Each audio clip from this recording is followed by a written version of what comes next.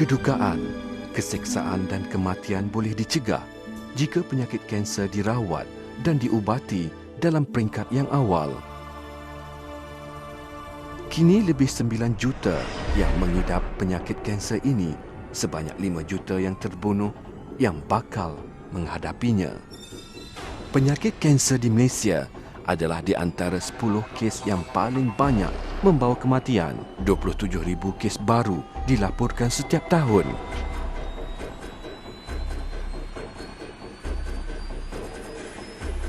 Penyakit kanser yang membawa masalah kesihatan dan gaya hidup perlulah dibendung dan diberi perhatian oleh masyarakat kita.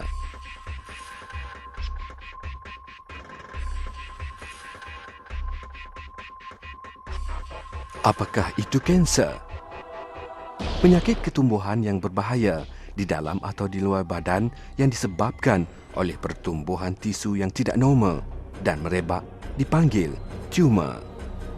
Jika tumor tersebut memapatkan tisu-tisu yang bersebelahan dan mengambil makanan dari tisu tersebut, maka tumor ini menguasai dan ia akan menceroboh dan membinasakan tisu-tisu bersebelahan yang normal dan seterusnya merebak ke bahagian badan yang lain. Kanser tidak boleh berjangkit. Walau bagaimanapun, tisu-tisu kanser merebak dari tempat asal pertumbuhan ke bahagian lain melalui arus darah atau saluran-saluran limpa di mana ketumbuhan yang baru bermula. Tanpa rawatan, tisu-tisu kanser akan merebak ke bahagian organ-organ yang penting yang boleh membawa kecacatan dalam kesuburan. Punca sebenar kanser masih belum diketahui. Lebih 90% kanser boleh dikaitkan dengan alam sekitar dan gaya hidup seseorang. Terdapat beberapa faktor yang boleh menyebabkan kanser. 90% daripada kanser paru-paru boleh dikaitkan dengan tabiat merokok. 30% hingga 40% punca kanser boleh dikaitkan dengan makanan yang kita ambil. Kanser di bahagian cervix boleh dikaitkan dengan tabiat perhubungan seks.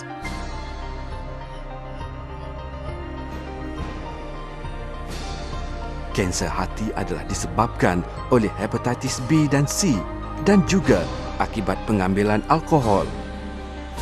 Kanser mulut pula adalah disebabkan oleh tabiat mengunyah sirih atau tembakau serta pengambilan alkohol dan merokok. Terdapat juga kanser yang berkait rapat dengan pendedahan bahan-bahan tertentu di tempat kerja. Cara terbaik untuk membendung kanser adalah dengan mengurangkan risiko yang berkait dengannya. Mengamalkan tabiat dan praktik yang berikut.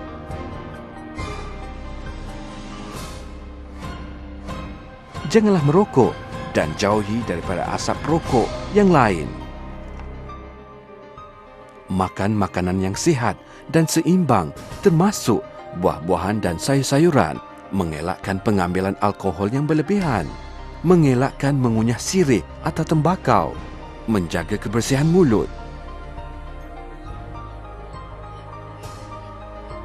Menjaga berat badan dengan latihan dan senaman setiap hari. Menjauhi seks dengan pelbagai pasangan. Membuat pemeriksaan buah dada secara peribadi setiap bulan. Mendapatkan imunisasi untuk hepatitis B. Sentiasa mendapatkan pemeriksaan perubatan untuk kesihatan diri. Sesetengah kanser tidak dapat dielakkan. Oleh itu, pengesahan awal adalah mustahak kerana kanser boleh dirawat dan diubati pada peringkat awal. Kita perlu sentiasa mencari tanda-tanda awal yang biasanya berkait rapat dengan penyakit kanser.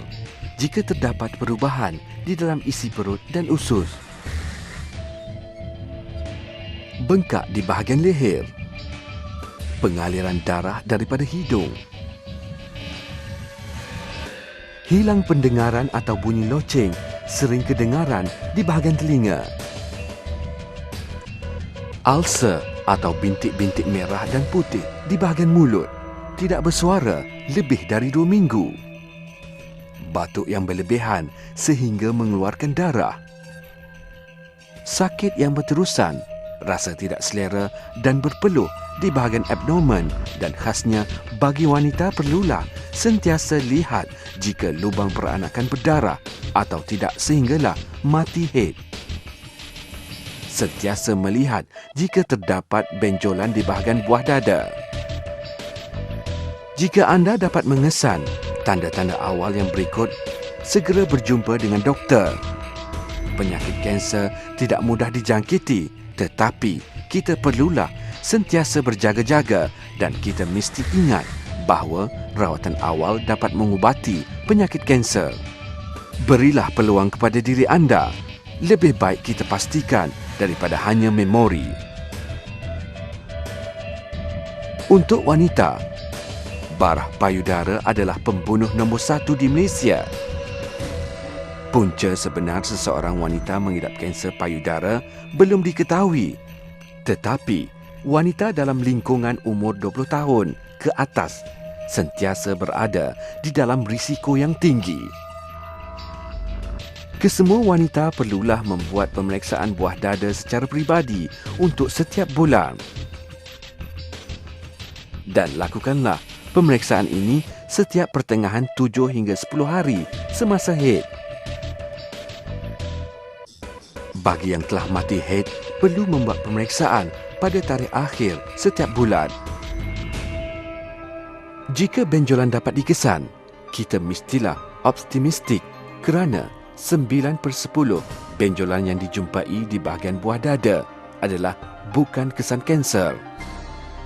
Untuk membuat kepastian, setiap benjolan di buah dada perlu diberi perhatian. Hampir kesemua barah buah dada dapat dikesan oleh pesakit itu sendiri jika dapat dikesan awal dan dirawat dengan serta-merta. Di Malaysia, barah paru-paru adalah yang tertinggi dan ia merupakan punca utama kemandulan.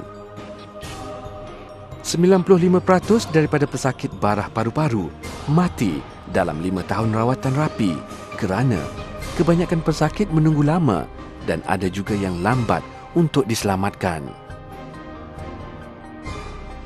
Oleh itu, kita sentiasa perlu berjaga-jaga terhadap tanda-tanda barah.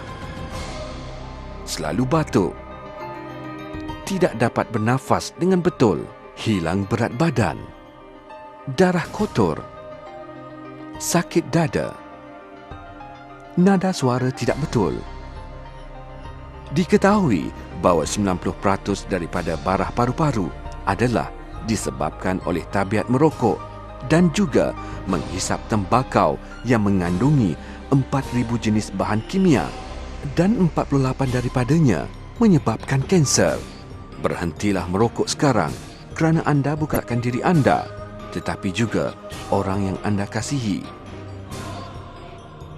Punca-punca lain yang membawa penyakit kanser adalah asbestos. Jika tempat pekerjaan anda terdedah kepada ejen karsiogenik, sila memakai pakaian pelindungan dan sarung muka. Kanser yang berkait dengan cervix adalah punca nombor 2 kematian kaum wanita di Malaysia. Kematian ini semakin meningkat.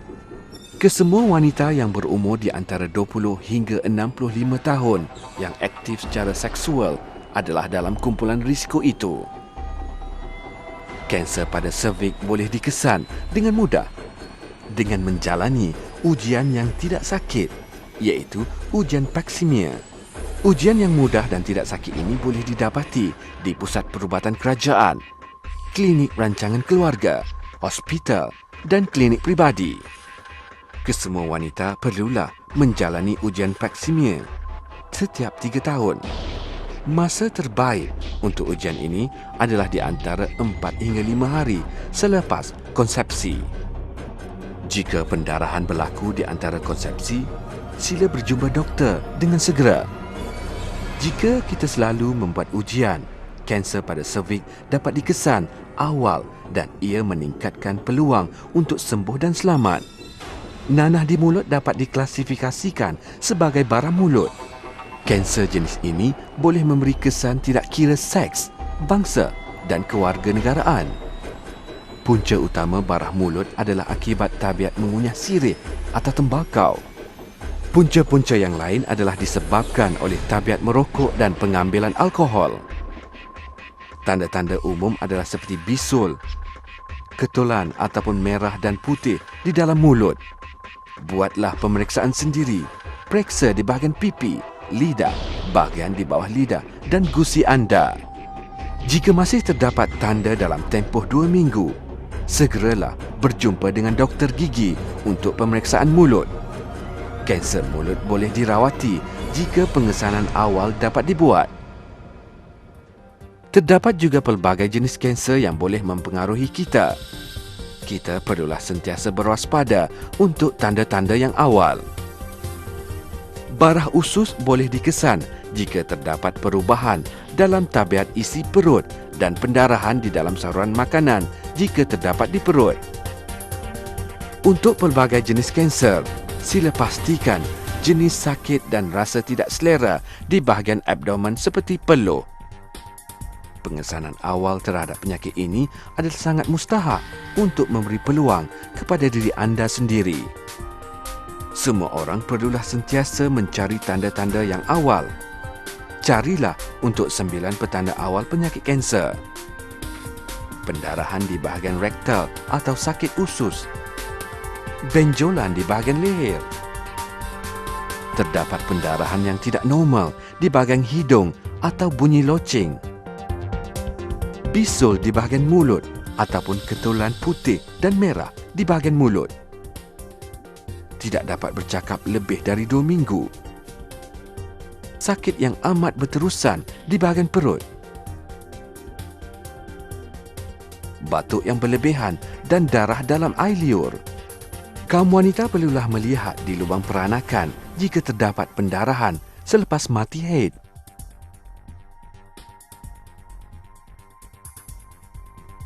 Terdapat benjolan di bahagian buah dada. Pengesanan awal terhadap kanser meningkatkan peluang anda untuk hidup. Mencegah adalah lebih baik daripada menyembuh. Menjauhi kanser dengan tidak merokok dan menghisap rokok. Makan makanan yang seimbang, rendah lemak dengan campuran sayur-sayuran dan buah-buahan. Menjauhi seks dengan pelbagai pasangan. Mengelakkan pengambilan alkohol yang berlebihan. Jangan mengunyah sirih atau tembakau. Mengamalkan berat badan yang seimbang. Mendapatkan imunisasi hepatitis B. Selalulah membuat pemeriksaan kesihatan.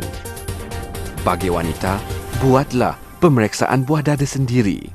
Mengamalkan cara hidup yang sihat dan anda boleh menjauhi penyakit. Jauhilah kanser dan marilah kita bersama-sama menunjukkan kepada dunia masyarakat Malaysia adalah progresif, sihat dan produktif, dan penyakit kanser boleh diselamatkan jika didiagnosis dan dirawat awal. Bagilah diri anda peluang dan janganlah abaikan orang yang anda kasihi pada masa yang diperlukan. Janganlah membiarkan kanser melambatkan kita daripada progresif dan berjaya. Marilah kita sama-sama mencapai kecemerlangan.